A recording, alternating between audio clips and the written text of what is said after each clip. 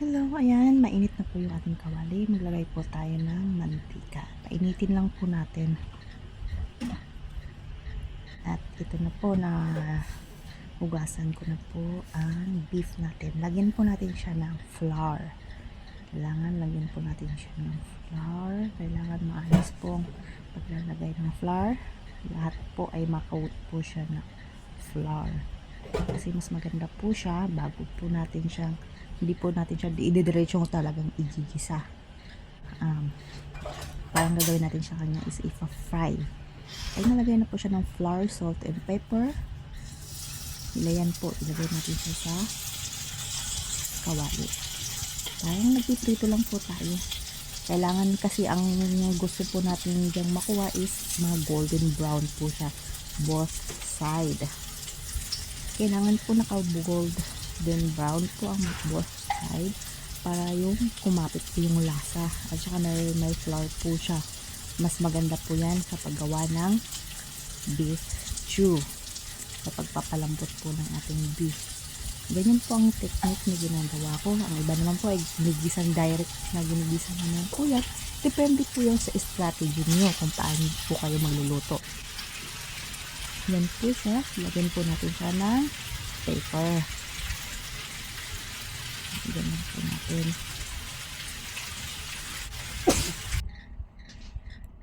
At ito na po ang ating kamatis, garlic, onion, celery, carrots, mushroom, and ito.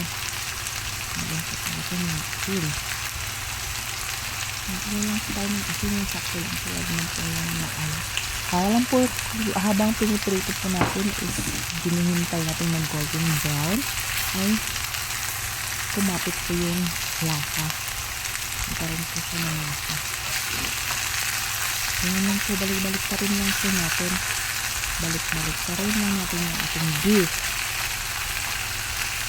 Para po mag-golden brown po siya.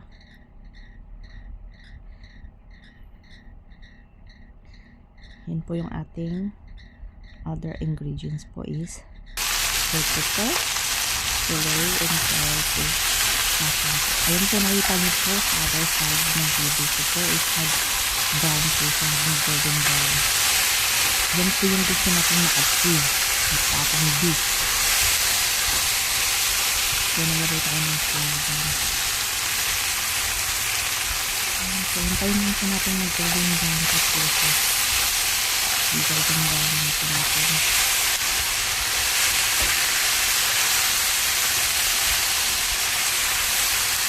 Kung ganito yung strategy kung ginagawa, mas maamoy niyo po yung amoy mabango.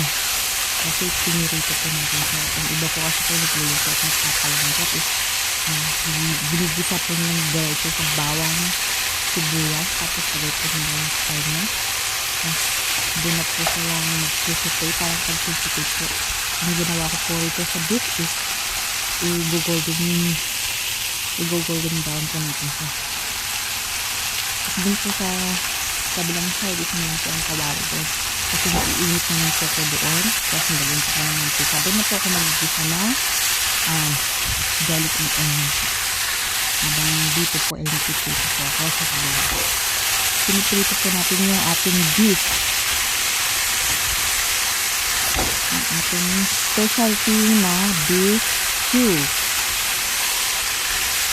Maganda po ito kasi healthy po siya kasi may celery, mushroom, bell pepper, and carrot.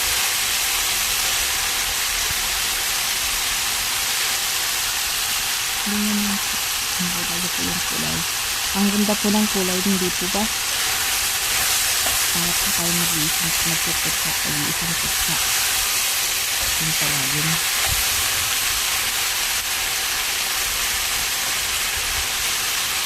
Para po siyang malapit-lapit na nag-brown. Purpose po yan na paglagay natin ng flour. Ayan po, tignan niyo po. Hindi po ba? Pagkatapos po, dito sa kabila, ayan, mag-init lang po tayo. Maglagay lang po tayo ng mantika para sa ating sibuyas at garlic. Kasi isasalin po natin siya dyan. Hindi ko na po siya inano na doon na lang po ako magluto kasi maliit po yun masyado eh. So yung ano naman po nun yung pinaglutuan niya yung katas po is lalagyan ko lang po siya ng konting tubig tapos transfer ko rin po siya para yung lasa is nandyan pa rin po. Maglagay lang po tayo. Yan. Ginamit ko din is ano na yung tong na lang din po. Isahan na wala na maraming hugasin. So ayan, salin lang po natin. Ayan. Salin lang po natin. Kasi nag-golden brown na po natin. Masarap na natin ito ilagay. Lahat na po ng gulay ilagay natin. Sabay-sabay na po natin yung palambutin sa kanin natin. 3 to 4 hours. Yung pagpapagbigot.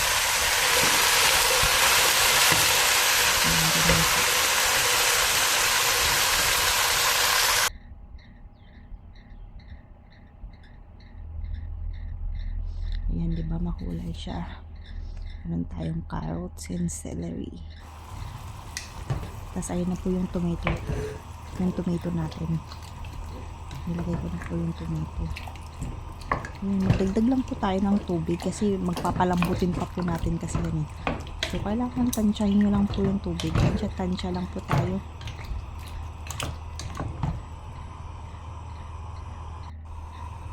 Ayan po siya. Dinagdagan ko na po yan siya ng tubig. So ngayon po, tatakpan po natin yan. And then ilo-low fire lang po natin. Kasi palalambutin na po natin. At lalambutin natin yung ating karne. Kasama yung gulay na rin na yan. So yun lang. Nilagyan ko na rin po yan ng lasa ng salt. Takpan na po natin. Tapos hinaan lang natin yung apoy. Yan, pag kumulo na po, pakukuluin po muna natin siya ng high fire. Pag kumulo na po, ayan, nakita nyo po, high fire po siya. Pag kumulo na po yan, saka po natin ilo-low fire. Ayan na po yung finished product ko. Nung naluto po siya. Ayan na po. Diba? Ayan. Nung luto na po siya.